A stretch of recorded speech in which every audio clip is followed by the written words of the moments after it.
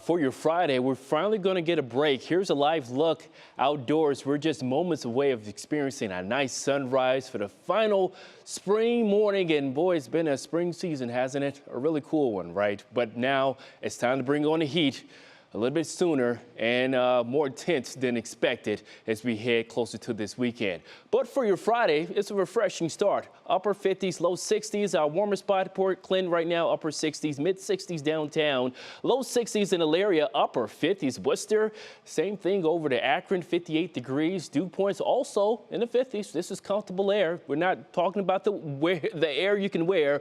We got rid of, I guess, South Florida beach type of air, at least for the short term.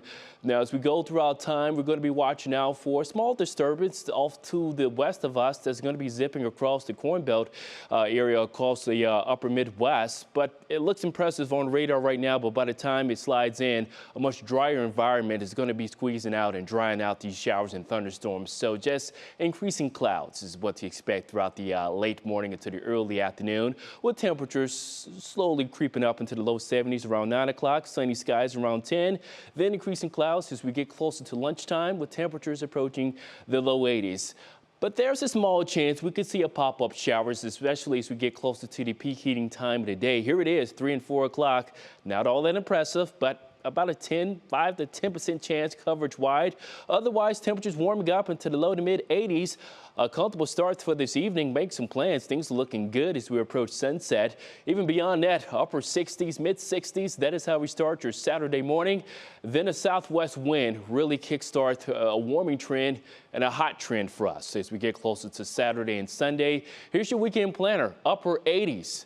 Low 90s Sunday, extreme heat to talk about, and that is the start of an extreme heat watch. More than likely is going to be upgraded to advisory or warning area-wide, filling in all across northern Ohio. This is Sunday afternoon through Tuesday, but I'm thinking that could be extended getting closer to Thursday. So we're looking at a stretch of unseasonably hot air and just downright dangerous high temperatures to talk about. So ways we're going to remain on the safe side. We're going to be talking about that all week long. Check out these numbers. We're talking about the hottest day of 95 Monday, but all overall mid to upper 90s. We're talking about heat indices possibly 110 plus. This is the type of air you do not want to play with all throughout the morning and afternoon. Is going to be dangerous, folks. If you have any strenuous activity to knock out, we're talking about around sunrise and sunset. That's going to be the ideal time, but still remaining humid and hot throughout the overnight with temperatures in the mid 70s, mid 90s Monday, sunny skies Tuesday. Then we're introduced some pop-up thunderstorms starting Wednesday as this pattern is going to be breaking down. Upper 80s come Thursday and Friday.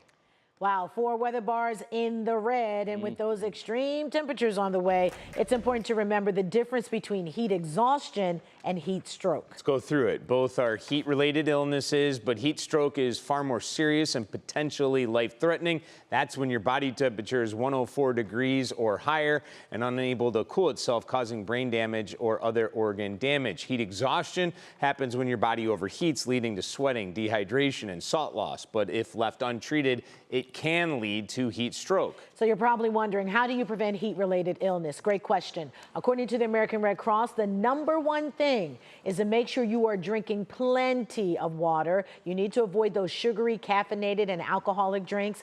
If you're sweating a lot, combine your water intake with snacks or a sports drink to replace salt lost in your body. Finally, stay indoors if you can and avoid strenuous activity during the hottest part of the day.